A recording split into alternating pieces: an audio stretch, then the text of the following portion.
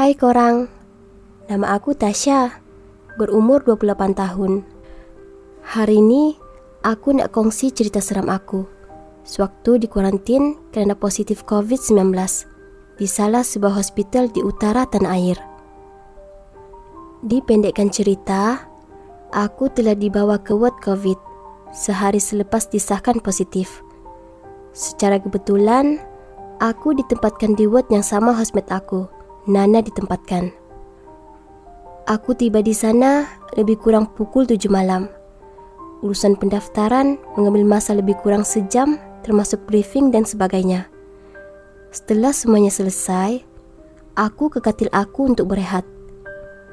Dan pada malam tu, aku tak mandi dah, sebab sebelum datang hospital, aku dah selesai semuanya.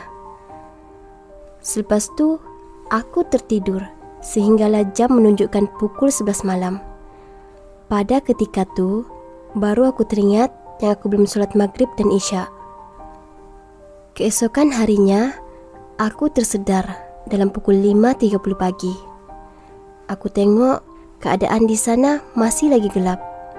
Sambil aku bermain handphone, notification menandakan waktu subuh dah masuk. Keadaan masih lagi sunyi.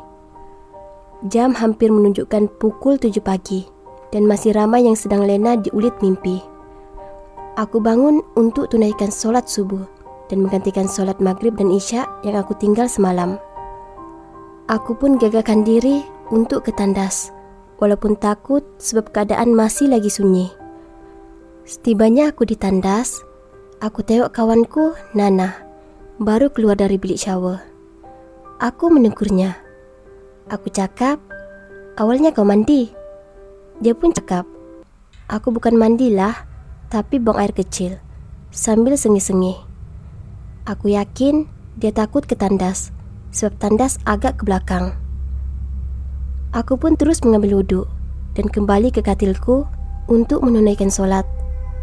Aku tidak mengajak Nana, sebab sepanjang aku berkawan dengannya, aku tahu dia seorang yang tidak menunaikan solat.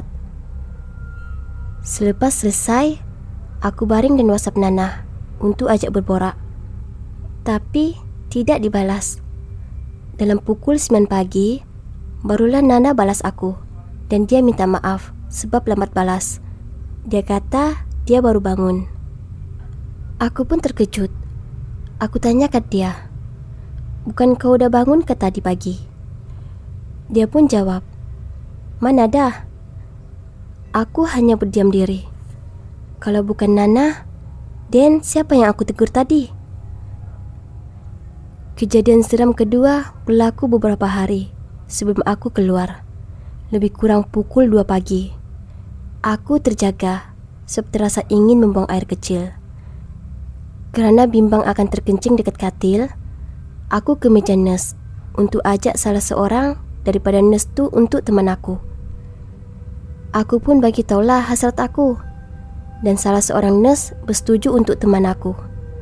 Sebagaimana yang aku beritahu di atas tadi, tandas ward ni bila kita masuk, kita akan jumpa shower room dulu. Belakang sikit barulah tandas. Setibanya aku di tandas, aku terpaksa tebalkan muka dan beritahu nurse tu aku kencing saja di shower room. Seakan memahami ketakutan aku, nurse tu pun beritahu kalau takut, kencing saja di kawasan pipe air bersebelahan sinki. Kawasan tu agak terbuka, tapi nurse tu pun faham. Dia membelakangkan dirinya. Setelah aku selesai, kami pun kembali ke ward. Sewaktu melintas di meja nurse berkumpul tadi, kesemua nurse berada di situ agak terkejut, sebab aku berani untuk ke tandas seorang diri. Tapi aku bagi tahu kat dorang, ada seorang nurse teman aku.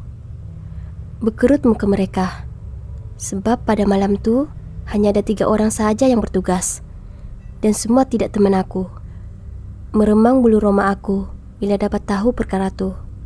Persoalannya, siapakah yang teman aku malam tu? Itu adalah kisah-kisah yang pada aku agak seram, dan aku ceritakan perkara ni kepada Nana. Dan Nana pun beritahu ada kisah seram yang dialami olehnya. Tapi itu nanti aku cerita. Setakat sini saja cerita aku. Sekian.